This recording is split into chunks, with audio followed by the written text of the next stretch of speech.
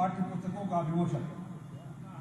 श्री माधवेंद्र राज द्वारा लिखित 3 पाठ्य पुस्तकों का विमोचन, उत्पादन प्रबंधन, दूसरा उत्पादन प्रौद्योगिकी एवं प्रोडक्शन मैनेजमेंट, ये 3 पुस्तकों का विमोचन श्री माधवेंद्र राज महाराणा प्रताप पॉलिटेक्निक के कार्यशाला अनुदेशक द्वारा लिखित महाराणा प्रताप शिक्षा परिषद के प्राध्यापक मित्रों द्वारा यह सारस्वत अभियान जारी रहे, यह आशीर्वाद देता हुआ हमारा यह आदरणीय मंच 3 पुस्तकें श्री माधवेंद्र राज कार्यशाला अनुदेशक महाराणा प्रताप पॉलिटेक्निक गोरखपुर, महाराणा प्रताप शिक्षा परिषद की तकनीकी संस्था। बहुत बहुत बधाई भाई माधवेंद्र राज। और इसके बाद आज के इस महाराणा प्रताप शिक्षा परिषद के 28वें समारोह मुख्य महोत्सव एवं पारितोषिक वितरण के अवसर पर मैं उद्बोधनों के क्रम में जिन विशिष्ट अतिथि को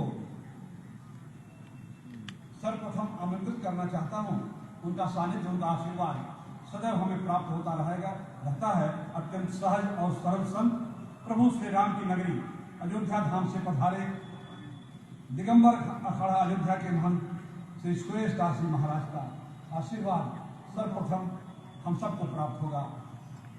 परमादरणीय महंत सुरेश दास जी महाराज।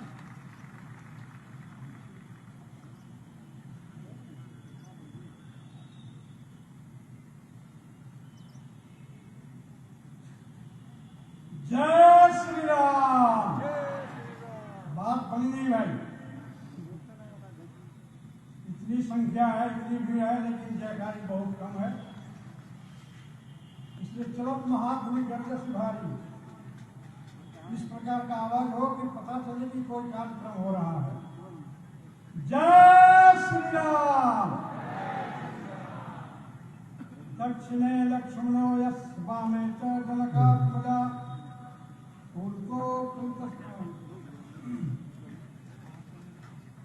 नीलांबुजा श्यामं कोमलांगं सीता समारोह भागं पानौ महासायकचारुचापं नमामि रामं रघुवंशनाथं।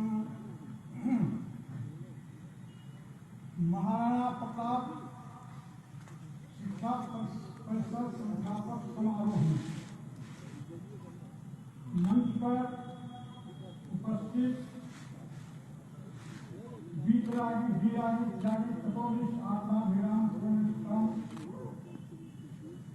उत्तर प्रदेश के सम्मानीय पूज्य मुख्यमंत्री महोदय,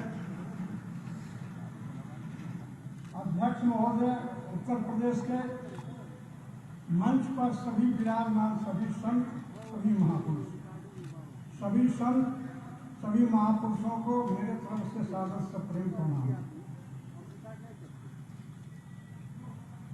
महाराणा प्रताप राजस्थान की यह है अपना राजपुताना नाच से तलवारों पर, और इसने सारा जीवन काटा बर्छी तीर कमानों पर। यह प्रताप का वतन पला है आजादी के नारों पर, और खूब पड़ी थी यहाँ पर मिलियां हजारों खंगारों पर। यह आजादी वीरों को भी बाजी अपनी जान थी।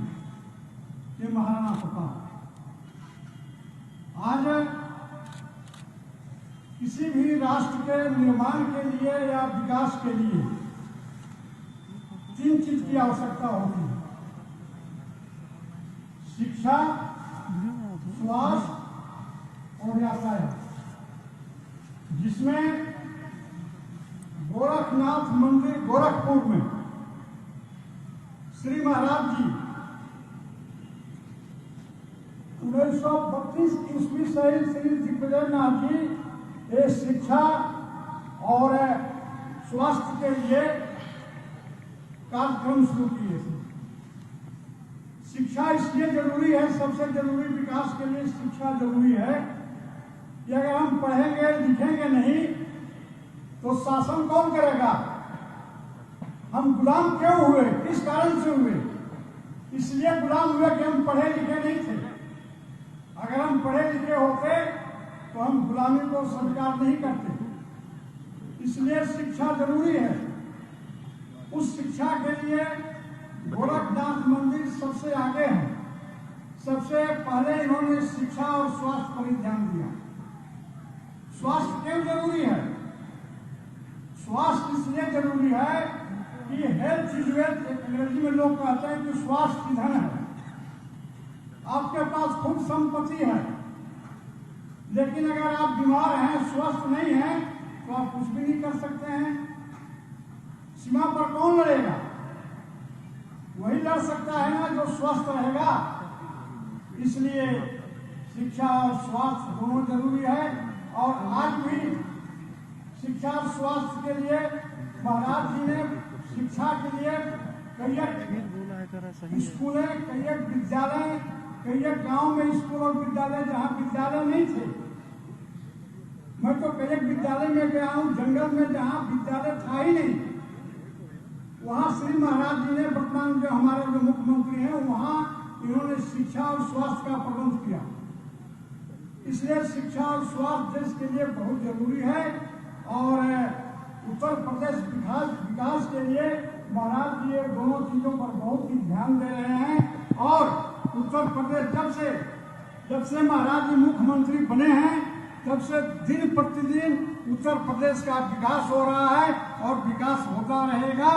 और सभी बच्चों को मैं कह रहा हूं कि पढ़ाई बहुत जरूरी है, शिक्षा बहुत जरूरी है। इसलिए स्कूल में आकर के पढ़ाई पढ़ें और घर में भी पढ़ें, जिसमें आगे बढ़ कर के वो देश का विकास कर सकते हैं। जय हिंद, जय भारत। बहुत बहुत धन्यवाद पूज्य महाराज श्री। आपके रूप में हमें भगवान प्रभु श्री राम का आशीर्वाद प्राप्त हुआ, क्योंकि आप अयोध्या से पधारे हैं। आपकी उपस्थिति से हम सब को मार्गदर्शन मिला। बहुत बहुत धन्यवाद। सज्जनों, अब जिस शख्सियत को मैं आप सबके बीच आमंत्रित करने जा रहा हूं, उनके परिचय में इतना ही बताना काफी है कि कुछ दिनों पहले मैंने वीडियो क्लिप एक सुना, हैदराबाद, वहां पर अहमदाबाद, गुजरात का। मैं बहुत प्रभावित हुआ और मैंने पूछा, पता लगाया तो पता चला कि ये डॉक्टर महेंद्र सिंह उत्तर प्रदेश के माननीय मंत्री हैं। शानदार उद्बोधन मां सरस्वती की कृपा आपके ऊपर बरसती रहती है। ऐसे माननीय जल शक्ति मंत्री, उत्तर प्रदेश शासन, लखनऊ विश्वविद्यालय के पूर्व आचार्य, प्राचीन इतिहास विभाग के अंदर और निष्णात विद्वान, तेल तर्रार मंत्री, प्रयोग धर्मी मंत्री माननीय महेंद्र सिंह साहब को मैं सादर आमंत्रित करता हूं। गोरखपीठ के अद्भुत क्षण है, विलक्षण कार्यक्रम मैं अपने चक्षुओं से देख पा रहा हूं। मुझको लगता है कि मेरे जीवन का यह आज का सबसे बड़ा दिन होगा। एक पवित्र संस्थान में, महाराणा प्रताप शिक्षा परिषद के इस समापन समारोह में मुझको भी भाग लेने का अवसर प्राप्त हुआ है। कुछ लोग कह रहे हैं कि थोड़ा थोड़ा बादल है, कुछ लोग कह रहे हैं कि थोड़ा कोहरा है, लेकिन उन कोहरे और बादलों के बीच से भगवान सूर्य देखने की कोशिश कर रहे हैं। और वो देखना क्या चाहते हैं? वो देखना चाहते हैं कि मेरा जो अंश है, जो मंच पर विराजमान है और जिसके हाथ में उत्तर प्रदेश की कमान है, और भगवान सूर्य के जो 12 नाम है, उसमें जो पहला नाम आता है, उस पहले नाम को अगर हम व्याख्यायित करें तो हम लोग कहते हैं आदित्य प्रथम नामातु, द्वितीयांत दिवाकर, तृतीयं भास्करम, प्रोक्तो चतुर्थं प्रभाकरम, पंचम सहस्राश खश्यम च तिलोचना, शतम हृदयष्टम च विभावशु, नवम निर्केतो, दशमम द्वादशकम, एकादशतई मूर्ति, द्वादशम सूर्योचा। भगवान सूर्य के 12 नाम देते हैं। और इस धरती का कोई पहला गुरु अगर हुआ तो भगवान सूर्य है, क्योंकि जो प्रकाश दे वही तो वास्तविक गुरु है। और उस वास्तविक गुरु के अंश के रूप में जिन्होंने उत्तर प्रदेश का चतुर्दिक विकास करने का संकल्प लिया है, गोरक्षपीठ के पीठाधीश्वर हैं, प्रभु की कृपा है। लोग कहते हैं भगवान, मैं कहता हूं सूर्य भी जब निकलता है तो भगवा कलर में रहता है। भगवान के रथ पर भी भगवा कलर था, भगवान कृष्ण के भी रथ पर भगवा कलर था। स्वामी विवेकानंद जी भी जब शिकागो में पहुंचे तो उनके सर पर भी भगवा कलर था। और हमारे मुख्यमंत्री जिन्होंने उत्तर प्रदेश बदल रहा, जिनके नेतृत्व में तेजी के साथ आगे बढ़ रहा है, और मैं गौरवान्वित हूं। मुझको गर्व और गौरव की अनुभूति हो रही है। कहते आदर्श मुख्यमंत्री के कैबिनेट में मैं भी एक छोटा सा मंत्री के रूप में काम करने का मुझको भी अवसर प्राप्त हुआ है। मैं अगर कहूं कि वास्तव में मेरा उत्तर प्रदेश तो उत्तर प्रदेश की संस्कृति, उत्तर प्रदेश की सभ्यता, उत्तर प्रदेश का संस्कार, भारत की संस्कृति और सभ्यता और संस्कार, ये सब कुछ अगर निहित है किसी में, और जिनके नेतृत्व में हम सब लोग आज काम कर रहे हैं, आज के कार्यक्रम की अध्यक्षता कर रहे हैं, हम सबके प्रेरणा स्रोत यशस्वी लोकप्रिय मुख्यमंत्री आदरणीय योगी आदित्यनाथ जी के श्री चरणों में प्रणाम करता हूं। और आज के कार्यक्रम के मुख्य अतिथि अद्भुत संयोग है। लोग कहते हैं जिनकी लेखनी भी बोलती है, जिनके वाणी में बहुत दम है।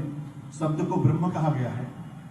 वर्ण वर्ण मिलकर के अक्षर और अक्षर अक्षर मिलकर के शब्द और शब्द शब्द मिलकर के वाक्य वाक्य वाक्य मिलकर के पद पद मिलकर के सोपान सोपान से भावार्थ और सारांश और उसका दिव्य स्वरूप देखना हो तो आदरणीय हृदय नारायण दीक्षित जी की तरफ आप देखिए, आपको दिखाई पड़ेगा। आज के कार्यक्रम के मुख्य अतिथि हमारे विधानसभा के अध्यक्ष आदरणीय हृदय नारायण दीक्षित जी, और जिन हमारे मित्र हैं, हमारे भाई हैं, हम लोग वर्षों से, पिछले 30-32 सालों से साथ साथ मिलकर के काम कर रहे हैं। जिनकी शालीनता, जिनकी सौम्यता, जिनका कुशल संगठन, जिनका परिश्रम अद्वितीय है, ऐसे हमारे भारतीय जनता पार्टी के लोकप्रिय अध्यक्ष आदरणीय भाई स्वतंत्र देव सिंह जी, महंत जी, आदरणीय महंत जी को मैं देख रहा था। उनको देख करके आई तो मैं उनकी नहीं जानता, लेकिन जब जय श्री राम का नारा लगा रहे थे तो वैसे भी प्रभु के नाम में बहुत दम है। वो 18 साल के नजर आ रहे थे। ऐसे आदरणीय संत महंत सुरेश दास जी महाराज और आदरणीय राघवा जी महाराज, आदरणीय जनरल साहब, हमारे नीचे बैठे हुए आदरणीय जयप्रकाश जी, आदरणीय विभाग जी, आदरणीय फतेह बहादुर सिंह जी, आदरणीय महेंद्र पाल जी, सभी आदरणीय शिक्षकगण, सभी आदरणीय संतगण, सभी हमारे प्यारे विद्यार्थियों, मेरे पास शब्द नहीं है क्योंकि महान लोग संत पर मंच पर विराजमान हैं। और मुझको लगता है कि 28वां हम लोग यह समारोह कर रहे हैं। जब 20वीं शताब्दी में 1932 में इसकी स्थापना की गई होगी और तब से 28वां, अगर हम 88 हम लोग जोड़ें तो 88 को 8 और को अगर हम जोड़ते हैं तो 16 बनता है, और 16 को अगर जोड़ते हैं तो 7 बनता है, और 7 एक अद्भुत अंक है। और आज का संयोग देखिए, आज का दिन बृहस्पतिवार है, तारीख 10 है। वैसे भी शनि के घर में इस समय गुरु विराजमान है, मकर में बृहस्पति विराजमान है, और यहाँ भी 10 और बृहस्पति का योग बन रहा है और 7 का अंक भी मिल रहा है। ये अद्भुत संयोग है, ये कोई सामान्य संयोग नहीं होता है। और इसलिए मैं जब कल्पना कर रहा था, अभी बैठे बैठे सोच रहा था, तो मुझको लगा कि 88 वर्ष बीत गए, 1056 महीने बीत गए। जब मैं कैलकुलेट किया कि दिन कितने बीत गए तो पता चला 32,120 दिन बीत गए। फिर मैंने सोचा घंटे कितने बीत गए तो पता चला कि 7,70,880 घंटे बीत गए। फिर मैंने सोचा कि मिनट कितने बीत गए तो मुझको लगा कि 4,51,62,800 मिनट बीत गए। फिर मैंने सोचा सेकंड कितने बीते होंगे तो पता चला कि 2,77,51,68,000 सेकंड बीत गए। और इतनी पलों को बिताता हुआ प्रगति के पथ पर अग्रसर हमारा यह महाराणा प्रताप शिक्षा परिषद किस तीव्र गति से बढ़ रहा है। झंझावातों को झेलता हुआ देश आजाद नहीं हुआ था। परिकल्पना तब महंत दिग्विजयनाथ जी महाराज ने किया कि हम शिक्षा के क्षेत्र में कैसे परिवर्तन ला सकते हैं। स्वामी विवेकानंद शिकागो पहुंचे। शिकागो से जब उन्होंने लंदन की ओर प्रस्थान किया, उनसे पूछा गया, उन्होंने अपने एक व्याख्यान में कहा कि वास्तव में भारत की 2 बड़ी समस्याएं हैं। वो 2 बड़ी समस्याएं स्वामी विवेकानंद ने गिनाते हुए कहा, पहली समस्या उन्होंने कहा दरिद्रता, और दूसरी समस्या उन्होंने कहा अशिक्षा। उन्होंने कहा कि लेकिन दरिद्रता, अगर शिक्षा हो जाए तो दरिद्रता अपने आप समाप्त हो जाएगी, और संघर्ष करते रहे। 19वीं शताब्दी में स्वामी विवेकानंद ने जिस संघर्ष को किया, 20वीं शताब्दी में महंत दिग्विजयनाथ जी ने उसको आगे बढ़ाया और एक शिक्षा परिषद का गठन किया। उसका फलता फूलता स्वरूप हम लोगों को दिख रहा है। मुझको लगता है चाहे ऋग्वैदिक कालीन भारत हो, चाहे यजुर्वैदिक कालीन भारत हो, चाहे 6वीं शताब्दी ईसा पूर्व का भारत हो, चाहे महात्मा बुद्ध का भारत हो, चाहे महावीर स्वामी का भारत हो, चाहे चाणक्य का भारत हो, चाहे चंद्रगुप्त का भारत हो, चाहे महाराणा प्रताप का भारत हो, या महंत दिग्विजयनाथ जी का भारत हो, या महंत अवैधनाथ जी महाराज का भारत हो, या परम पूजनीय हमारे आज का जो नेतृत्व कर रहे हैं ऐसे महान दो नेता आदरणीय नरेंद्र भाई मोदी का भारत हो, या आदरणीय हमारे पूजनीय योगी आदित्यनाथ जी का भारत हो, एक अद्भुत और दिव्यतम स्वरूप दिखाई पड़े। उसी के स्वरूप को चलते हुए माननीय मुख्यमंत्री जी ने संकल्प लिया है शिक्षा में क्रांतिकारी परिवर्तन ला रहे। वैसे चतुर्दिक हर क्षेत्र में परिवर्तन आ रहा है, लेकिन इस क्षेत्र में भी अद्भुत परिवर्तन आ रहा है। माननीय मुख्यमंत्री जी कहते हैं कैसी शिक्षा होनी चाहिए, तो कहते हैं कि भारत एवं भारतीयता का ज्ञान हो, संस्कृति एवं सभ्यता का ध्यान हो, धर्म और विचार का भान हो। जब संस्कृति एवं सभ्यता का ध्यान होगा, धर्म और विचार का भान होगा और भारत और भारतीयता का ज्ञान होगा, इसका जो समुच्चय प्राप्त होगा उसी का प्रतिफल होगा कि महाराणा प्रताप शिक्षा परिषद जैसे दिन दूना रात चौगुना प्रगति के पथ पर अग्रसर होता हुआ शिक्षा के क्षेत्र में क्रांतिकारी परिवर्तन लाएगा। निश्चित रूप से मैं इस अवसर पर ये कहना चाहता हूँ, स्वामी विवेकानंद ने कहा था धर्म और शिक्षा को अलग नहीं किया जा सकता है, और मैं आप लोगों के समक्ष निवेदन करते हुए कहना चाहता हूँ आज कितना अद्भुत संयोग है। शिक्षा भी है, धर्म भी है, अध्यात्म भी है और राजनीति भी है, और इन तीनों चारों का समुच्चय रूप देखना है तो परम पूजनीय योगी आदित्यनाथ जी की तरफ देखिए, आपको वह सब स्वरूप देखने को मिल जाएगा।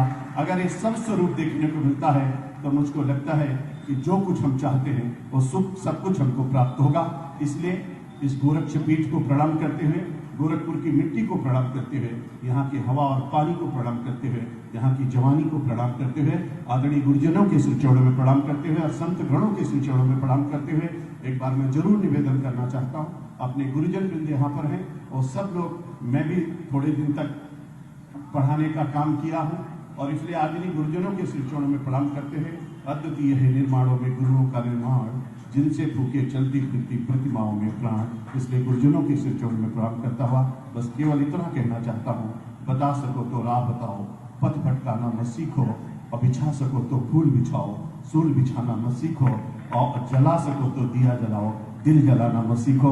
बहुत बहुत बधाई, बहुत बहुत धन्यवाद आप सबको कर। क्या बात, ये बदलते हुए भारत का एक पक्ष ये भी है कि डॉक्टर महेंद्र सिंह जैसे लोग अब मंत्री के रूप में प्रदेश का नेतृत्व कर रहे हैं, और ना मंत्रियों की कहानियां आप सुनते थे कैसे कैसे होते थे। ये बदलते हुए भारत का एक आईना ये भी है डॉक्टर महेंद्र सिंह जी के रूप में। बहुत बहुत धन्यवाद। मुझे तो लगा कि मैं किसी कंप्यूटर को ऑन कर दिया हूं क्या। बहुत बहुत। और इसके बाद हमारे बीच जिनका उद्बोधन, जिनका मार्गदर्शन हम सबको प्राप्त होना है, जिनके विषय में प्राय कहा जाता है कि राजनीति के क्षेत्र में आकर के आपने साहित्य की छत की है, और अगर आप पूरी तरह से साहित्य की दुनिया में होते तो राजनीति में ऐसा विद्वान नहीं मिलता। दोनों विधाओं के निष्णात विद्वान, दोनों विधाओं के मर्मज्ञ, उत्तर प्रदेश के विधानसभा अध्यक्ष, कुशल साहित्यकार, पत्रकार, राजनीतिज्ञ और तमाम क्षेत्रों में अपनी उपस्थिति, अपना मार्गदर्शन इस समाज को देते हुए मैं सीधे आमंत्रित करता हूं अपने स्थान पर बैठे बैठे हम सबको मार्गदर्शन देने के लिए, हम सबको उद्बोधन देने के लिए आपका सानिध्य प्राप्त हुआ है। मैं आपका मार्गदर्शन प्राप्त करने के लिए सादर आमंत्रित करता हूं महाराणा प्रताप शिक्षा परिषद की युवा पीढ़ी के लिए। पूज्य दीक्षित आज के इस दिव्य और भव्य कार्यक्रम के अध्यक्ष, इस पीठ के पीठाधीश्वर, देश के कोने कोने जिनका यश और कीर्ति, जिसे सुनने के लिए, देखने के लिए देश के कोने कोने के लोग आतुर रहते हैं, ऐसे आज के कार्यक्रम के अध्यक्ष उत्तर प्रदेश के आदरणीय मुख्यमंत्री श्रद्धेय योगी आदित्यनाथ जी, अभी हम लोगों ने माननीय महेंद्र जी का उद्बोधन सुना है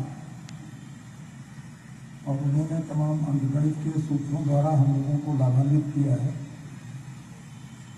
ऐसे सुयोग्य सामाजिक राजनीतिक कार्यकर्ता आदरणीय महेंद्र जी, उत्तर प्रदेश भारतीय जनता पार्टी के अध्यक्ष मेरे दाएं विराजमान आदरणीय स्वतंत्र जी,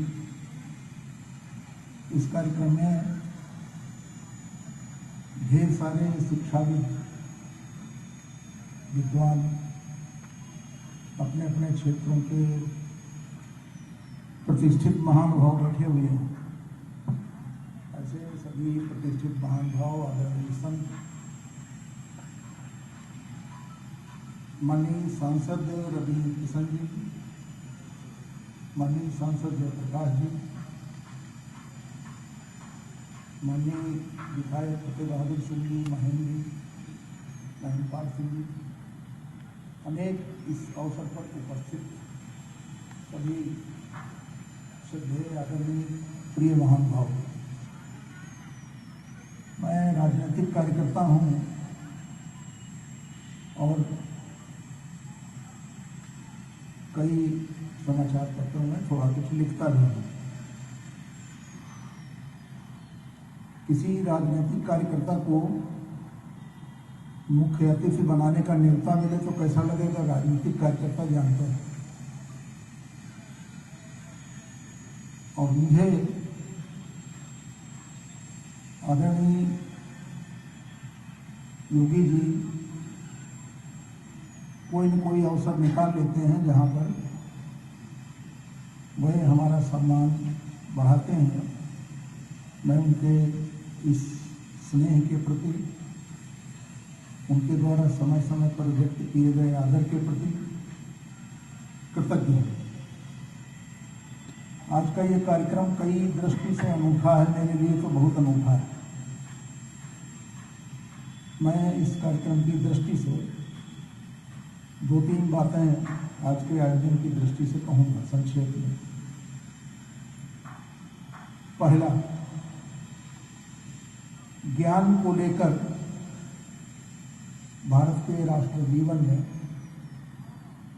ऋग्वैदिक काल और उसके पहले से बड़ी गहन अभिप्सा है, बहुत प्यास रही है यहाँ के राष्ट्र जीवन में ज्ञान को लेकर। और यह ज्ञान साधारण ज्ञान नहीं है कि हम उत्तर प्रदेश के सभी जिलों के नाम जान जाए तो ये ज्ञान हो गया।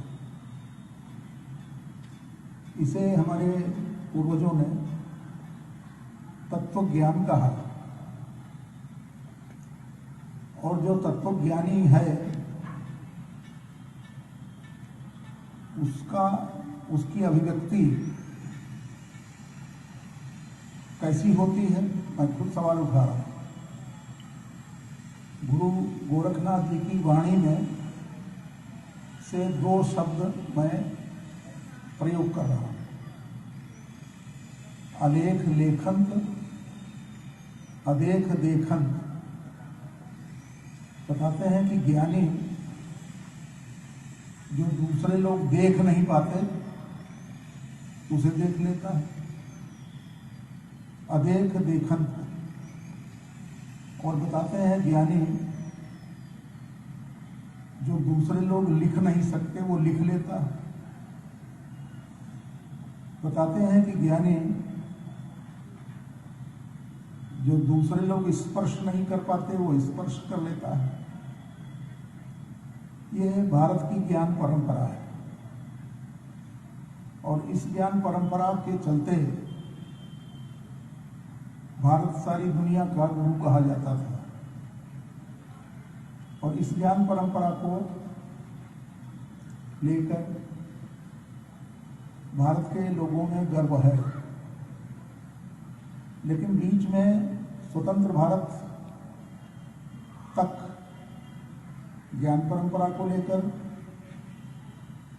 स्वतंत्रता मिलने तक, भारतीय राष्ट्रभाव को लेकर, भारतीय संस्कृति, दर्शन, धर्म, रीति प्रीति को लेकर बड़ा आग्रह था। स्वाधीनता के बाद यह आग्रह घटता चला गया और एक ऐसे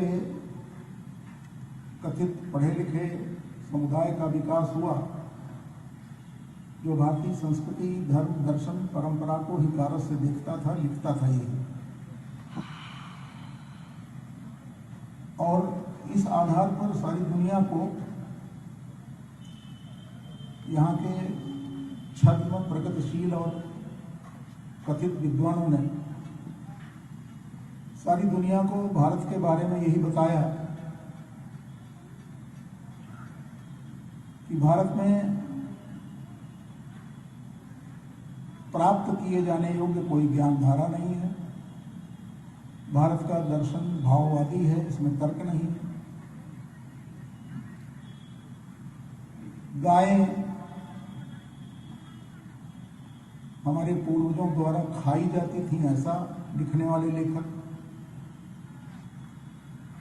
पूरी संस्कृति की धारा को नष्ट करने वाले लेखक और विद्वान, कथित विद्वान, उन्होंने भारत की एक बहुत वैसी छवि दुनिया में प्रस्तुत की थी। लेकिन इसके समानांतर भी एक धारा चल रही थी जो भारतीय दर्शन, ज्ञान, विज्ञान, प्रज्ञान उसे पोषित कर रही थी। यह धारा एक अनूठी धारा थी। इसका प्रभाव भी पड़ा। इस नगर में जहां हम लोगों को आज एकत्रित होने का अवसर मिला है, इस नगर में बहुत पहले से ही दुनिया के तमाम देशों को प्रभावित करने वाली प्रज्ञा, ज्ञान और दर्शन की धारा यहां से फूटती थी। जो लोग, मैंने जोर दिया था इस बात पर कि कथित प्रगतिशील विद्वान यहाँ के दर्शन को भाववादी बताते हैं, कहते हैं इसमें भौतिकवाद है ही नहीं।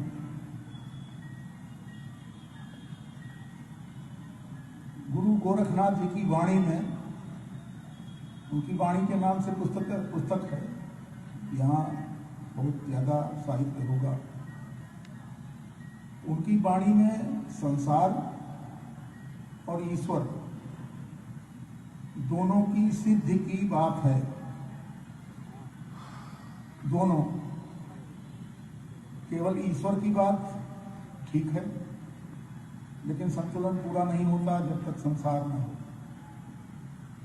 क्योंकि योग, ध्यान, जप,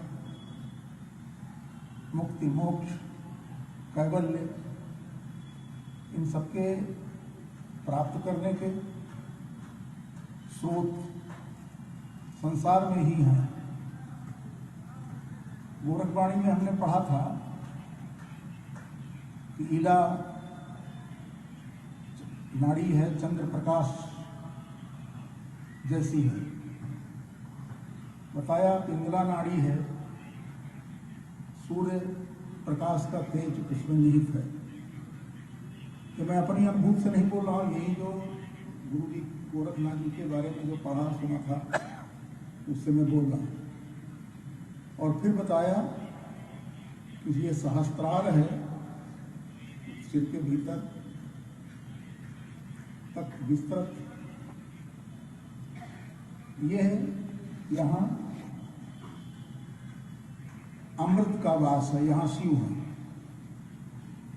शिव यानी ब्रह्म। स्वतर उपनिषद में कहते हैं एको रुद्र द्वितीयो नास्ति, तो यहाँ शिव रहते हैं। गुरु जी ने यह भी बताया कि आकाश में एक औंधा कुआं है, यह आकाश, और इस औंधे कुएं में अमृत है, और यह अमृत ही प्राप्त है। तो जब दुनिया के अन्य देशों के लोग ज्ञान विज्ञान दर्शन अनुभूति के बारे में बिल्कुल कुछ नहीं जान रहे थे, तब यहाँ इसी केंद्र से दुनिया के तमाम देशों, आप पाकिस्तान, बांग्लादेश, श्रीलंका, ढेर सारे देशों तक यहाँ का आभा, यहाँ का तेज, यहाँ का ज्ञान विज्ञान पहुंचा। इसी परंपरा में, इसी उद्देश्य को लेकर इस संसार को सुंदर बनाना, समाज को सुंदर बनाना, शिक्षा की दृष्टि से समृद्ध करना, इसी दृष्टिकोण से लेकर मुझे बताया गया। महाराणा प्रताप शिक्षा परिषद की स्थापना हुई सन 1932 में। अब ये इसके जो उद्देश्य हैं शिक्षा परिषद के, उसमें अध्यात्म और भौतिक दोनों एक साथ हैं, और अध्यात्म और भौतिक दोनों एक साथ चलें तो धरती स्वर्ग जैसी हो, और यहाँ से मुक्ति मिले तो अमृत तत्व। दोनों पर ध्यान देने का लगातार, आयुर्वेद पर ध्यान देने का, दर्शन पर ध्यान देने का, संस्कृत पर ध्यान देने का, संस्कृति की उपासना का, यह केंद्र यहाँ से चला। और जो लोग अध्यात्म को और इस सांसारिक समाज को मजबूत करने को अलग अलग काम देखते थे, उनके लिए यह एक चुनौती है। ईश्वर और संसार भारत में हमेशा से एक साथ जाने जाते रहे। मैं अपनी बात समाप्त करने के पगार पर हूँ। मैं यजुर्वेद के अंतिम अध्याय का उल्लेख करूंगा। वही ईशावास्योपनिषद के नाम से अलग से भी मिलता है। उसके एक मंत्र में कहते हैं, संभवतः 13वां है, एक मंत्र में कहते हैं कि हमने विद्वानों से सुना है, ऋषि स्वयं कहता है हमने विद्वानों से सुना है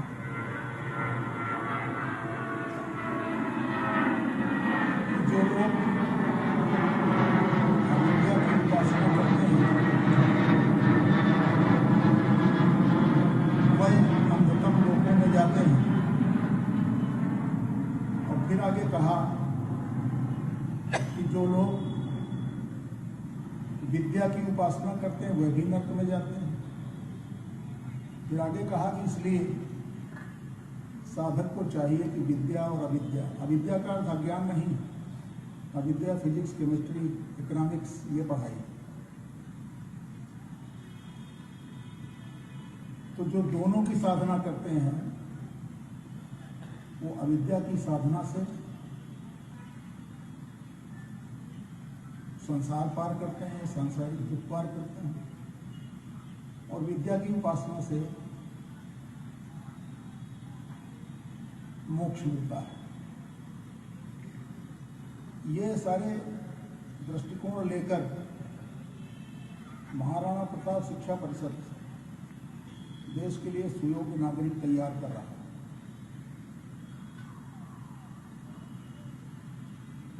मैक्स मुलर ने भारत में सिविल सेवा के लिए आने वाले लंदन के छात्रों को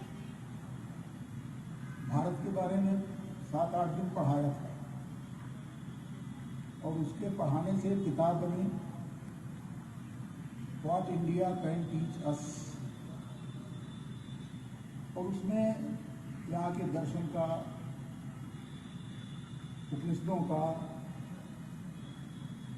सिद्धों का, मुनियों का, योगियों का बड़ा उल्लेख है। और मैक्स मुलर ने कहा कि तुम जब भारत जाओगे अधिकारी होकर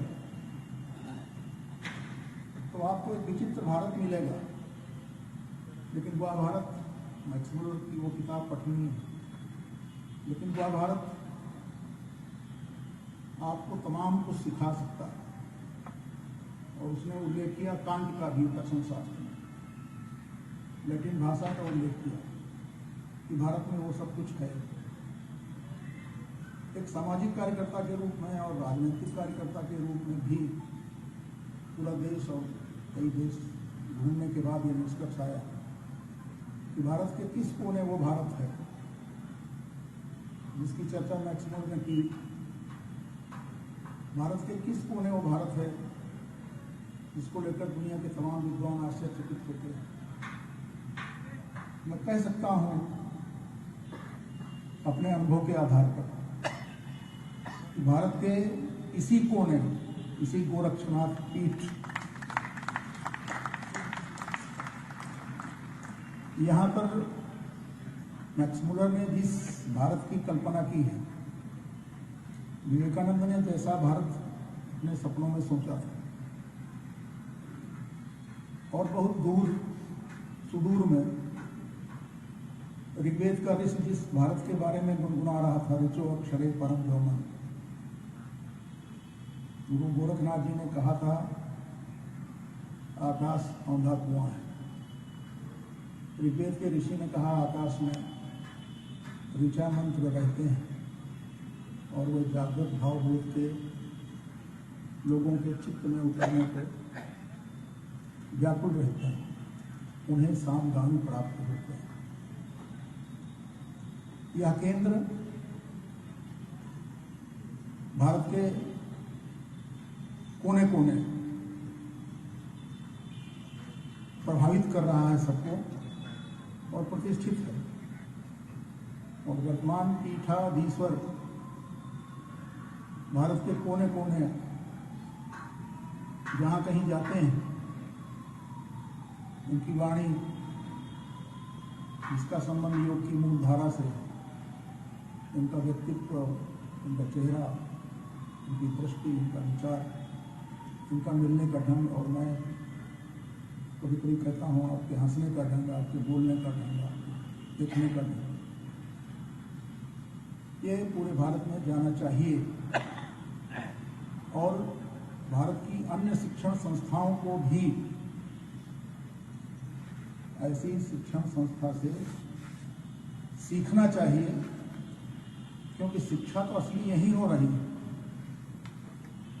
जो हम लोगों ने विद्या और अविद्या पढ़ा, तो पूरे उपनिषदों में विद्या विद्या शब्द बार बार आया, बुद्ध दर्शन में भी आया।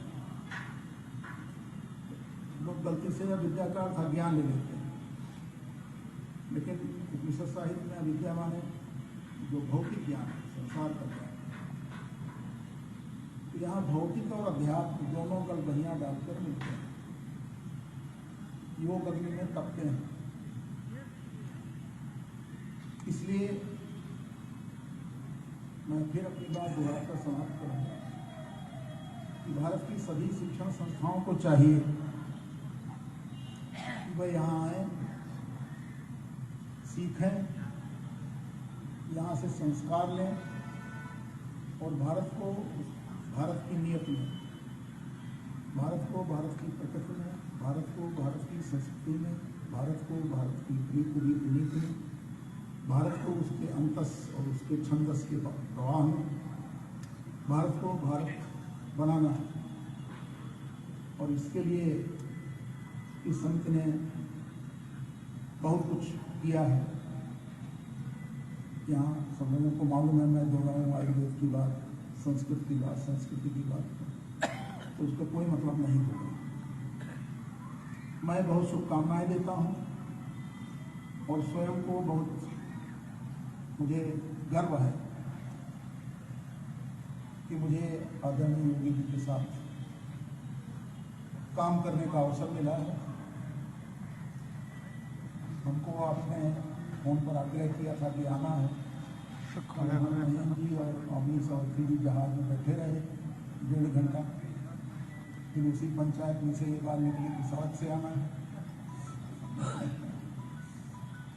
तो गोरखपुर और योगी जी का स्नेह कुछ ऐसा है कि जैसे गाय का बछड़ा दूर बनाओ, उसको खोल लीजिए तो भागते हुए गाय के पास पहुंच जाता है। तो जब गोरखपुर का कोई निमंत्रण मुझे मिलता है तो वही बछड़े वाली हालत होती है कि नहीं हवाई जहाज चला, नहीं कोहरा, तो कोहरा क्या कर लेगा। तो मैं भागा भागा चला है। मुख्य अतिथि की तारीफ की जाती है, परंपरा है, इसलिए उस तारीफ पर ध्यान नहीं देना चाहिए। मुझे बताया गया कि बहुत विद्वान हैं, बहुत योग्य हैं। मैं साधारण राजनीतिक कार्यकर्ता, अर्थशास्त्र में एमए किया था। एमए होने के बाद हमने सारी पढ़ाई की, पहले हमारी पढ़ाई इकोनॉमिक्स की थी, बाद में लेकिन जैसे बीमारी संक्रामक होती है, बीमार के पास बैठे तो बीमारी। अब मैं योगी जी के पास बैठूंगा तो कितना ही योगी आलसी, मैं रोगी हूँ, माननीय योगी जी के साथ बैठा हूँ, तो किसी बीमार के साथ बैठा होता तो बीमारी हो जाती। अब जब योगी के साथ बैठेंगे तो थोड़ा बहुत तो योग आ ही जाएगा। और आप फोन करके हमको जगाने का कि मैं सवेरे उठूं, योग करूं, तो धीरे धीरे तो रास्ते में अवनीश अवस्थी जी कह रहे थे मुख्यमंत्री जी हर मिनट पूछ रहे हैं, तो हमने कहा कि कोई ऐसा उपाय करिए कि रात के 12-1 तक तो पूछें, लेकिन सवेरे 8 बजे ना पूछें, मैं सोता हूँ।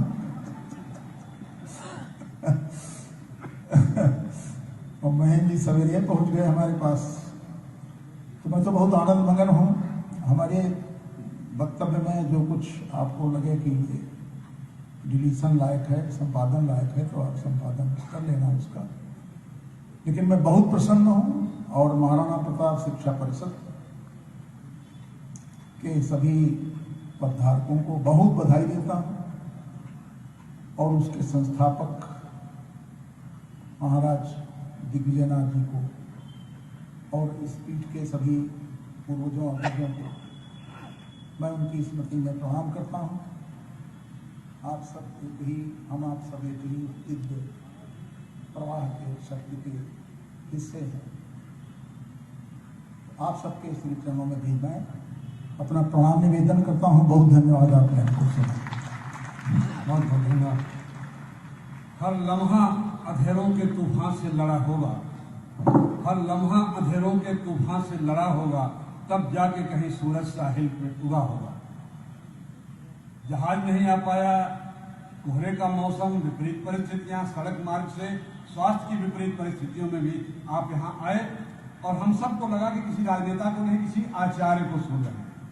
इसीलिए हम सब मानते हैं कि राजनीति और साहित्य दोनों के समन्वय हैं, संयोग हैं, दोनों के संगम है। आपका आना ही हमारे लिए बहुत भाग्य का कारण है। आपका बहुत बहुत धन्यवाद हमारे मंच पर। और अब ना राजनीति की राहों में, ना सत्ता के गलियारों में, ना राजनीति की राहों में, ना सत्ता के गलियारों में जीवन तो हमने सौंप दिया है मातृभूमि की राहों में। अपने जीवन के एक एक क्षण को राष्ट्रभक्ति और राष्ट्र सेवा के संविधा के रूप में प्रस्तुत करने वाले परम पूज्य गोरक्षपीठाधीश्वर, उत्तर प्रदेश के यशस्वी, ओजस्वी, मनस्वी, तपस्वी और प्रयोगधर्मी मुख्यमंत्री, जिनके प्रयोगों को केंद्र सरकार अपना रही है, ऐसे हम सब के अभिभावक, मार्गदर्शक, अनंत ऊर्जा के स्रोत पूज्य महाराज श्री, मैं आपको सादर आमंत्रित करता हूं हम सबका मार्गदर्शन करने के लिए, आशीर्वचन के लिए। पूज्य महाराज श्री।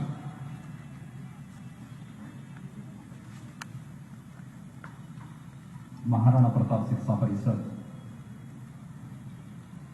संस्थापक सप्ताह समारोह के आज के इस मुख्य समारोह में मुख्य अतिथि के रूप में उपस्थित उत्तर प्रदेश विधानसभा के माननीय अध्यक्ष, सुविख्यात साहित्यकार, और जिन्होंने भारत की वेदों की परंपरा को, उपनिषदों की परंपरा को वर्तमान परिप्रेक्ष्य में समाज के सामने प्रस्तुत करने में एक बहुत बड़ी भूमिका का निर्वहन किया है, आज हम सबके बीच में उपस्थित हुए हैं। मैं महाराणा प्रताप शिक्षा परिषद के इस मुख्य महोत्सव के इस कार्यक्रम में माननीय अध्यक्ष जी का हृदय से अभिनंदन करता हूं, आप सबकी ओर से स्वागत करता हूं। आज के समारोह में हमारे साथ उपस्थित भारतीय जनता पार्टी के प्रदेश के अध्यक्ष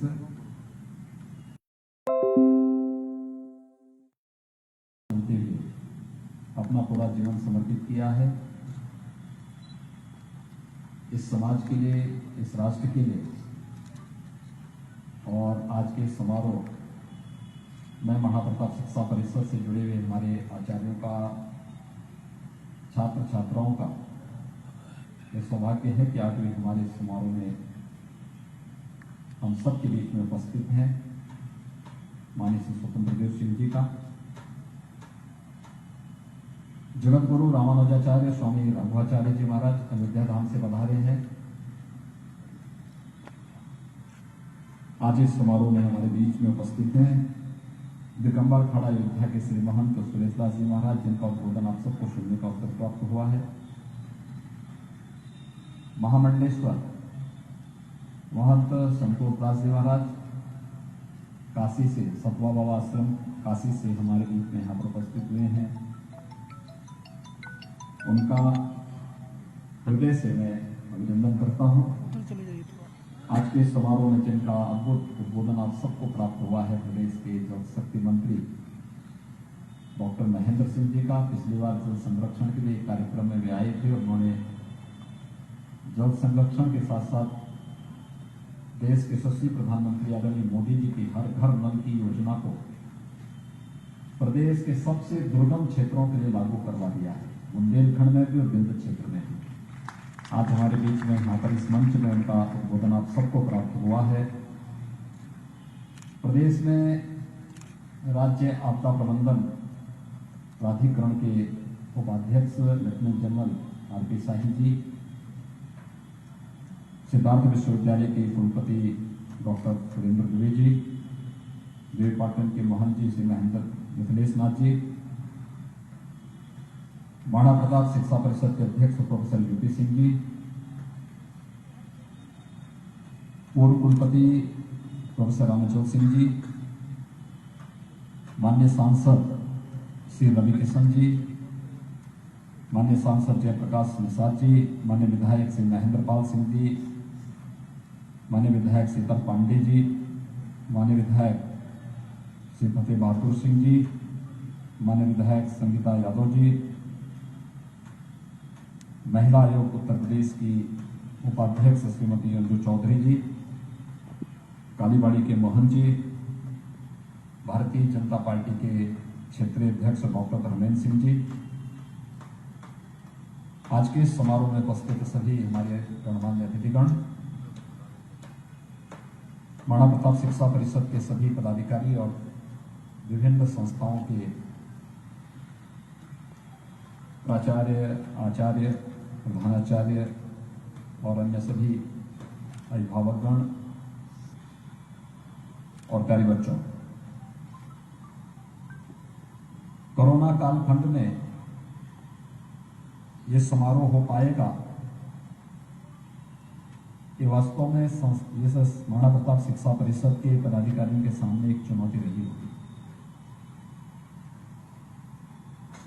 लेकिन उस सब के बावजूद याद रखना, हर विपत्ति आपको एक अवसर भी देती है और हर सफलता आपके सामने एक चुनौती भी देती है, और इन दोनों के बीच में जो समन्वय बना के चलता है वही जीवन में सफलता की नई ऊंचाइयों को प्राप्त करता है। और यह कार्य आप सब ने भी, जैसे यह देश कोरोना कालखंड में प्रधानमंत्री मोदी जी के नेतृत्व में जूझते हुए, चुनौतियों का सामना करते हुए, वहां से राह बनाते हुए सफलता की एक नई ऊंचाइयों से संतुष्टि प्राप्त कर रहा है। हर एक क्षेत्र के लिए कुछ न कुछ नयापन देखने को मिला है। ऐसे ही महाप्रताप शिक्षा परिषद ने शासन ने, प्रशासन ने जो भी कार्य योजना तैयार की उन सब का पालन करते हुए हम कोरोना से भी लड़ेंगे, लेकिन शिक्षा जगत की चुनौतियों का भी सफलतापूर्वक सामना करते हुए अपने सामान्य कार्यक्रमों को कोरोना के संक्रमण से बचाते हुए सकुशल संपन्न करेंगे। और आज का ये समारोह उसी कुशलता का, उसी सफलता का एक आदर्श उदाहरण बन रहा है, जिसमें लगभग 600 से ऊपर छात्र छात्राओं को पुरस्कार और स्कॉलरशिप भी यहाँ पर प्रदान करने अभी हमारे मुख्य अतिथि विशिष्ट अतिथियों के हाथों से उपलब्ध होगी। तो सफलतापूर्वक आयोजित होने वाला इस समारोह अपने आप में इस कहानी को हमें प्रस्तुत कर रहा है। मैं इसके लिए महाराणा प्रताप शिक्षा परिषद के सभी पदाधिकारियों को, महाराणा प्रताप शिक्षा परिषद से जुड़े हुए जितने भी हमारे प्रधानाचार्यगण हैं, जितने भी उनके सहयोगी आचार्यगण हैं, जितने भी छात्र छात्राएं हैं, इन सबको हृदय से मैं बधाई देता हूं। आप सबके प्रति मैं अपनी शुभकामनाएं व्यक्त करता हूं। यह वर्ष हमारे लिए बहुत महत्वपूर्ण है। महाराणा प्रताप शिक्षा परिषद के संस्थापक ब्रह्मलीन महंत दिग्विजयनाथ जी महाराज, जिन्होंने 1932 में महाराणा प्रताप शिक्षा परिषद की स्थापना की थी, यह वर्ष उनकी 125वीं जन्म जयंती का वर्ष भी है। और साथ साथ मेरे पूज्य गुरुदेव ब्रह्मलीन गोरक्षपीठाधीश्वर पूज्य महंत विद्यानाथ जी महाराज का शताब्दी वर्ष का भी आयोजन महाराणा प्रताप शिक्षा परिषद गोरक्षपीठ की ओर से अलग अलग आयोजनों के माध्यम से संपन्न हुए हैं। महाराणा प्रताप शिक्षा परिषद, हम लोग यहाँ पर अक्सर इस प्रांगण में न केवल महाराणा प्रताप शिक्षा परिषद की बल्कि हमारे विचार प्रवाह से जुड़े हुए सभी संगठनों के कार्यक्रम भी हुआ करते थे। और मंच कैसे बनना है, कब बनना है, क्या होगा, कैसे होगा, इन सब झंझावतों से ऊपर उठाते हुए महाराणा प्रताप इंटर कॉलेज के प्रधानाचार्य ने और उनकी पूरी टीम ने महाराणा प्रताप शिक्षा परिषद के साथ मिलकर के इस 125 वर्ष और 100 वर्ष के इस विभिन्न प्रकार के कार्यक्रमों के दौरान गोरखपुर के वासियों को एक भव्य मंच भी प्रदान किया है। मुझे लगता है कि एक सप्ताह में हमारा दूसरा कार्यक्रम इस मंच पे हो रहा है। तो मैं उस पूरी टीम को भी इस अवसर पर बधाई देता हूं और हृदय से धन्यवाद भी देता हूं, क्योंकि इस मंच का उपयोग तो हम ही लोग बार बार करते रहेंगे। इसलिए एक अच्छा मंच देने के लिए भी मैं उन्हें हृदय से धन्यवाद देता हूं, अपनी बधाई देता हूं और संस्थाएं इसी प्रकार से आगे बढ़ती रहें, इसकी शुभकामनाएं भी देता हूं। याद रखना, हमारे यहाँ हमारे पूर्वजों ने हमारे पूरे जीवन को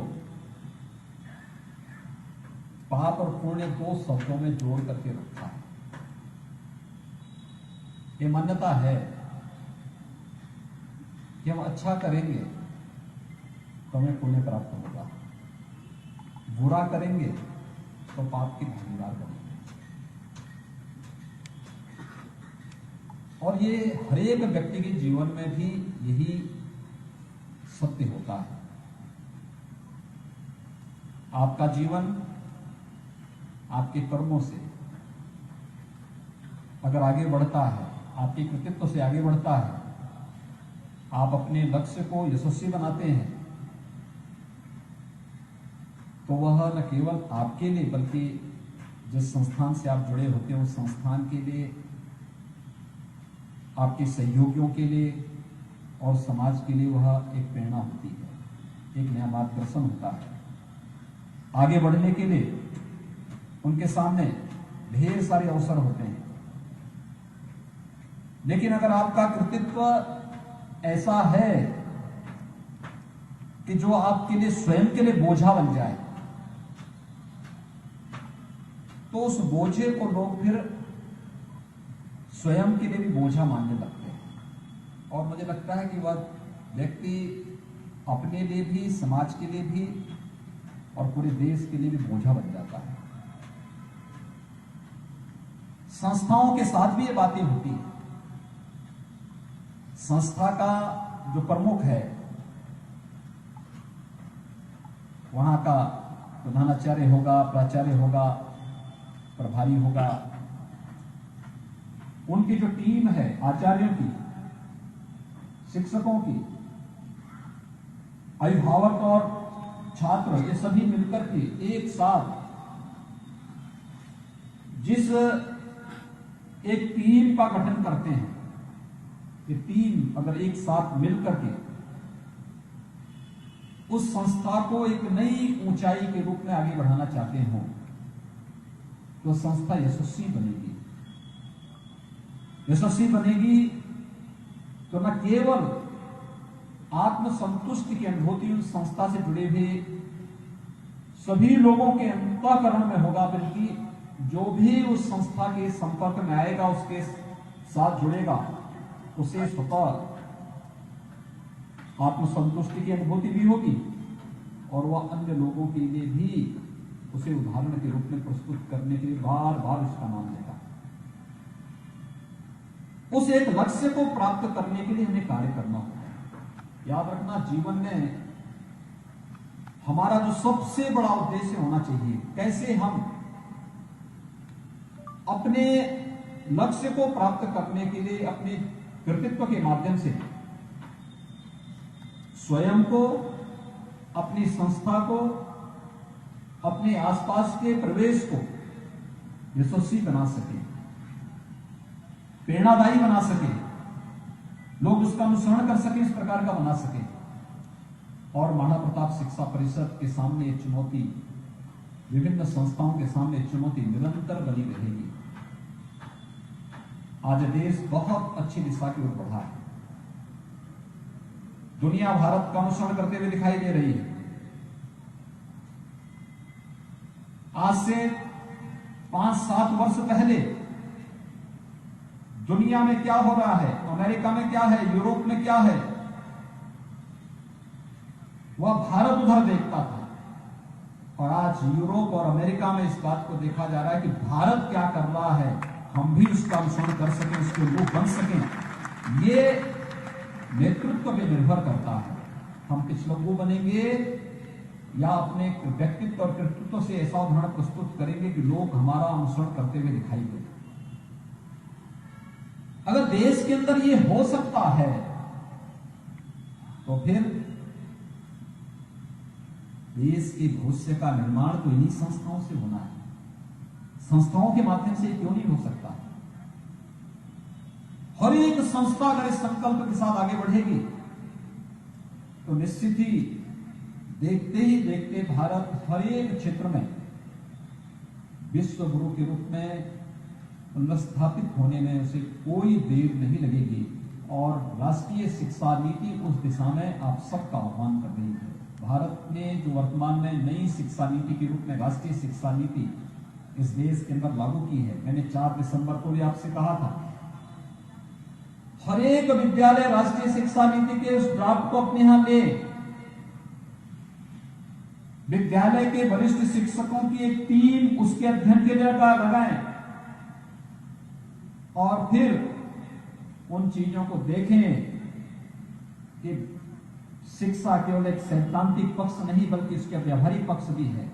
और व्यावहारिक पक्ष क्या है और कैसी आपकी इसमें भूमिका होने जा रही है, अगर आप सभी इस दिशा में प्रयास प्रारंभ कर लेंगे, मेरा ये मानना है कि जब 2031-32 में महाराणा प्रताप शिक्षा परिषद के 100 वर्ष पूर्ण हो रहे होंगे, तब महाराणा प्रताप शिक्षा परिषद न केवल पूर्वी उत्तर प्रदेश में बल्कि उत्तर प्रदेश और उत्तर भारत का एक आदर्श संस्थान, शिक्षण संस्थान के रूप में ढेर सारी संस्थाओं की प्रेरणा का केंद्र बिंदु बन चुका होगा।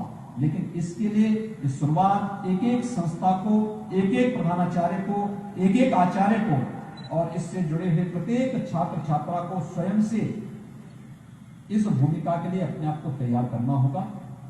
मैं आज के इस अवसर पर इस कोरोना कालखंड में भी सरकार के द्वारा निर्धारित जितने भी प्रोटोकॉल हैं, जितने गाइडलाइन थी उन सब का पालन करते हुए आपने कुछ कार्यक्रम आयोजित किए। जो अनेक प्रकार के कार्यक्रम होते थे वे सभी संभव नहीं थे, लेकिन फिर भी कुछ कार्यक्रम आयोजित किए हैं। वह सभी आयोजनों के लिए मैं महाराणा प्रताप शिक्षा परिषद को, उनके सभी आयोजक मंडल से जुड़े हुए जितने पदाधिकारी थे उन सबको हृदय से साधुवाद देता हूं। मैं एक बार फिर से आज के समारोह के अपने सभी अतिथियों का हृदय से अभिनंदन करता हूं कि जो आज महाराणा प्रताप शिक्षा परिषद से जुड़े हुए सभी संस्थानों से उपस्थित छात्र छात्राओं को आशीर्वाद देने के लिए आज यहाँ पर उपस्थित हुए महाराणा प्रताप शिक्षा परिषद के संस्थापकों की प्रति श्रद्धांजलि और अपना सम्मान व्यक्त किए हैं। मैं इसके लिए उन सब के प्रति हृदय से उनके प्रति साधुवाद व्यक्त करते हुए उन सबका हृदय से अभिनंदन करते हुए आज जो बच्चे यहाँ पर अपना पुरस्कार प्राप्त करेंगे, जो संस्थाएं अपना पुरस्कार प्राप्त करेंगे, उन सबको भी बधाई देता हूं, क्योंकि बहुत सारे लोग अच्छा किए हैं और वास्तव में देखिए हम लोग तकनीक से जुड़ने में परहेज करते थे, लेकिन आज छोटे से छोटे बच्चे से भी आप पूछिए ना कि स्कूल नहीं जा रहे हो, और कहता नहीं स्कूल जा रहा हूं, स्कूल नहीं जा रहा हूं लेकिन मैं ऑनलाइन क्लास अटेंड कर रहा हूं। एक छोटा से छोटा बच्चा भी इस बात को कहता है। यानी तकनीक से एक एक बच्चा जुड़ा है, लेकिन तकनीक से जुड़ते हुए भी हमारी दशा क्या होनी चाहिए। हम उस बच्चे को, उसके अभिभावक, उसके गुरुजन, उसके आसपास का जो माहौल है, जो परिवेश है, अगर वो चाहे तो तकनीक के साथ जोड़ करके सकारात्मक दिशा में उसे आगे बढ़ा सकता है। लेकिन अगर नकारात्मक शक्तियां उसे घेर लेंगी तो यही तकनीक उसके भविष्य को भी ले डूबेगी। इसलिए याद रखना कि तकनीक सकारात्मक दिशा में इसका बेहतर उपयोग लोक कल्याण के लिए, समाज कल्याण के लिए हमें करना चाहिए, आगे बढ़ने के लिए करना चाहिए। हर प्रकार की चुनौतियों से जूझने के लिए याद करिए, अगर ये तकनीक नहीं होती क्या होता देश के अंदर का माहौल। इतनी बड़ी आबादी, 135 करोड़ की आबादी, क्या कोरोना जैसी महामारी से जूझ पाती, उसका मुकाबला कर पाती। और आप सबके लिए सौभाग्य का अवसर भी है कि प्रधानमंत्री जी ने तीनों जो वैक्सीन निर्माण की लगी हुई जो लेबोरेटरीज है उन सबका स्वयं निरीक्षण किया है। जनवरी तक वैक्सीन भी आ जाएगी, लेकिन जब तक वैक्सीन आप तक नहीं पहुंचती है उतावला पर दिखाने की आवश्यकता नहीं, सतर्कता बरतने की आवश्यकता है। जो सबसे पीछे एक बैनर लगा हुआ है कि 2 गज की दूरी और मास्क जरूरी, हम इसका पालन जरूर करें। इसी में हम सब का हित है। मैं आज के इस अवसर पर एक बार फिर से महाराणा प्रताप शिक्षा परिषद के इस समारोह के मुख्य समारोह में, महाराणा प्रताप संस्थापक समारोह, सप्ताह समारोह के मुख्य समारोह में अपने सभी अतिथियों का हृदय से साधुवाद व्यक्त करते हुए सभी छात्र छात्राओं को, संस्थाओं को हृदय से बधाई देते हुए आप सबके प्रति अपनी शुभकामनाएं देता हूं। धन्यवाद। जय हिंद। बहुत बहुत धन्यवाद पूज्य महाराज श्री। तमाम सारी व्यस्तताओं और देश भर की जिम्मेदारियों को देखते हुए आपने महाराणा प्रताप शिक्षा परिषद के छात्र छात्राओं शिक्षकों के लिए समय दिया, बहुत बहुत धन्यवाद।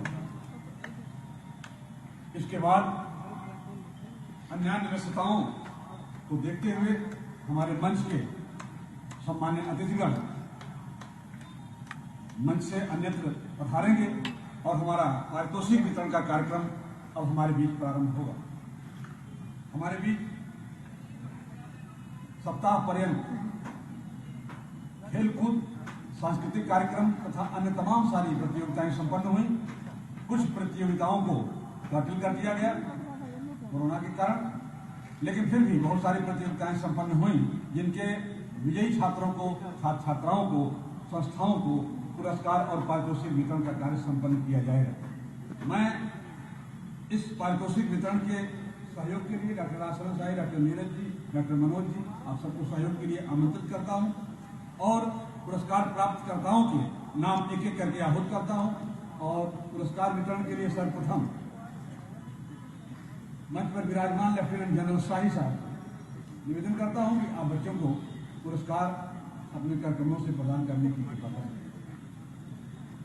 सर्वप्रथम हमारे महाराणा प्रताप शिक्षा परिषद में सर्वश्रेष्ठ संस्था को दिया जाने वाला पुरस्कार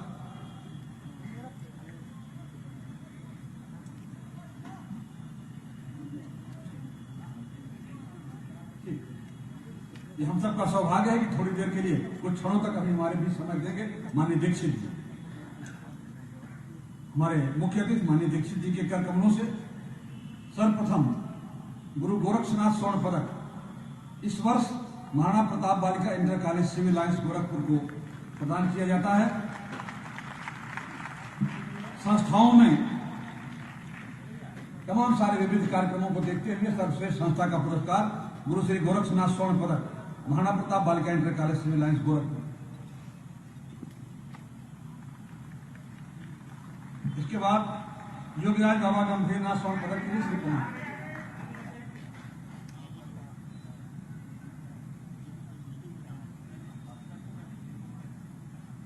महाराणा प्रताप बालिका इंटर कॉलेज सिविल लाइंस की प्रधानाचार्य गुरु गोरक्षनाथ स्वर्ण पदक प्राप्त करती हुई आशीर्वाद प्राप्त किया आपने और प्रशस्ति पत्र संस्था के लिए माननीय मुख्य अतिथि आदरणीय दीक्षित साहब इधर। इसके बाद मैं आमंत्रित करता हूं योगराज बाबा गंभीरनाथ स्वर्ण पदक सर्वश्रेष्ठ शिक्षक के लिए श्री पवन कुमार पांडे दिव्यनाथ स्नातकोत्तर महाविद्यालय गोरखपुर नौजवान के कर्नाटक प्राध्यापक। योगराज बाबा गंभीरनाथ स्वर्ण पदक इस वर्ष प्रदान किया जाता है श्री पवन कुमार पांडे दिव्यनाथ स्नातकोत्तर महाविद्यालय गोरखपुर। इसके बाद आ जाए राहुल गिरी ब्रह्मलीन मान दिव्यनाथ स्वर्ण पदक श्री पवन पांडे योगराज बाबा गंभीरनाथ स्वर्ण पदक बहुत बहुत बधाई। इसके बाद ब्रह्मलीन मान दिव्यनाथ स्वर्ण पदक राहुल गिरी एमए द्वितीय वर्ष महाराणा प्रताप स्नातकोत्तर महाविद्यालय जंगल दुर्गम गोरखपुर के छात्र को। बहुमुखी प्रतिभा के संपन्न इस छात्र को सांस्कृतिक कार्यक्रमों शिक्षा क्रीड़ा आज तमाम सारे क्षेत्रों में विशेषज्ञता प्राप्त करने के लिए राहुल गिरी एमए फाइनल महाराणा प्रताप स्नातकोत्तर महाविद्यालय जंगल दुर्गम गोरखपुर। इसके बाद ब्रह्मलीन महंत अवैधनाथ स्वर्ण पदक सागर चौधरी। इसके बाद तैयार रहे गणेश पांडे मेवाड़ महाराणा मेवाड़ स्वर्ण पदक सागर चौधरी। गणेश पांडे महाराणा मेवाड़ स्वर्ण पदक के लिए आ जाए।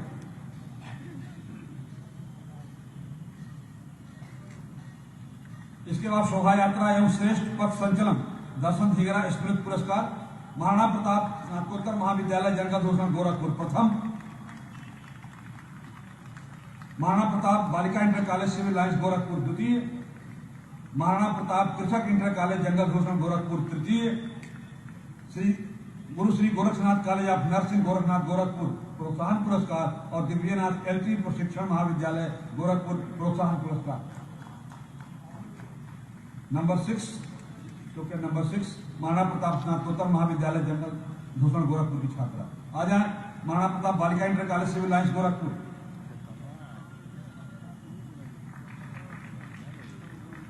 द्वितीय स्थान। इसके बाद महाराणा प्रताप कृषक इंटर कॉलेज जंगल भूषण गोरखपुर तृतीय पुरस्कार। जल्दी जल्दी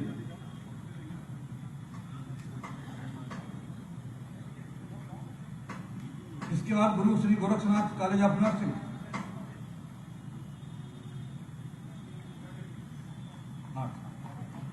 number 9 Guru Shri Gorakhnath College of Nursing Gorakhnath Gorakhpur.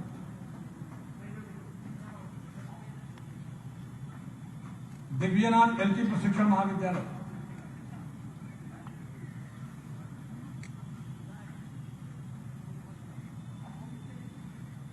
संस्थागत वैजयंती महाराणा प्रताप स्नातकोत्तर महाविद्यालय जंगल दुर्गम गोरखपुर, महाराणा प्रताप बालिका Inter College Civil Lines Gorakhpur और महाराणा प्रताप कृषक इंटर कॉलेज जंगल दुर्गम गोरखपुर। इसके बाद महत्वपूर्ण पुरस्कारों महाराणा भगवत सिंह स्मृति पुरस्कार प्रगति पांडे एएनएम अंतिम वर्ष प्रगति पांडे। इसके बाद आ जाए टेस्ट नंबर 12 नेहा गुप्ता। ये है नेहा गुप्ता जी नेहा गुप्ता।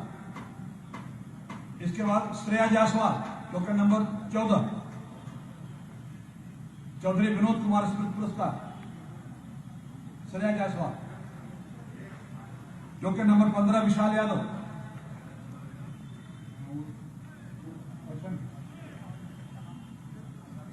विशाल यादव। चंडी प्रसाद स्मृति पुरस्कार। इसके बाद राम नरेश सिंह स्मृति पुरस्कार सृष्टि गुप्ता, टोकन नंबर 16।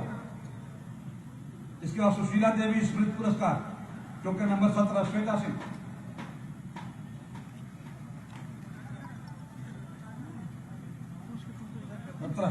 श्वेता सिंह। इसके बाद मां गंगदेवी देवी स्मृति पुरस्कार, टोकन नंबर 18 माधवेंद्र त्रिपाठी। इसके बाद स्वर्गीय राम लखन चौधरी स्मृति पुरस्कार, टोकन नंबर 19 साधना चौरसिया। इसके बाद स्वर्गीय कृष्णा कुमारी चौधरी स्मृति पुरस्कार, टोकन नंबर 20 सौम्या सिंह। स्वर्गीय कृष्णा कुमारी चौधरी स्मृति पुरस्कार। इसके बाद टोकन नंबर 21 वैष्णवी अग्रहरी पंडित बब्बर मिश्र स्मृति पुरस्कार 21।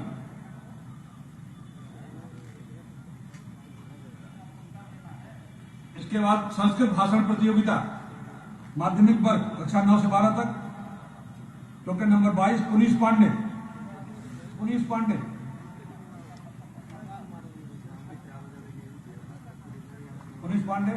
एक मिनट के लिए आपका। ऐश्वर भारती समुपासकाः कार्यक्रमस्यास्य अध्यक्षाः मुख्यातिथयः मातरो भ्रातरो भगिन्यश्च। अद्याहम् आयुर्वेद नियोगः कोरोना वियोगः इति संसामेकं विषयम् अधिकृत्य वक्तुकामोऽस्मि। ऐमान्याः विविध दुःख दीधिते दीपिते धूलि धूसरे निरसे जगति तलेऽस्मिन् सततमेव संसरतो मनुजानां रोगानि वृत्तये सुबहूनि साधनानि। तासु आयुर्वेद चिकित्सा पद्धति अन्यतमा। मान्याः आयुर्वेद चिकित्सा विश्वस्य प्राचीनतमा चिकित्सा पद्धति इत्यत्र नास्ति कस्यापि विमतिः। एषा चिकित्सा पद्धतिः विशुद्धरूपेण अस्माकं ऋषि महर्षिणां विश्वस्य कृते सा प्रथमा संस्कृतिर्विश्ववारा इति यजुर्वेदीय मंत्रेण जगति तलेऽस्मिन् प्रथम संस्कृति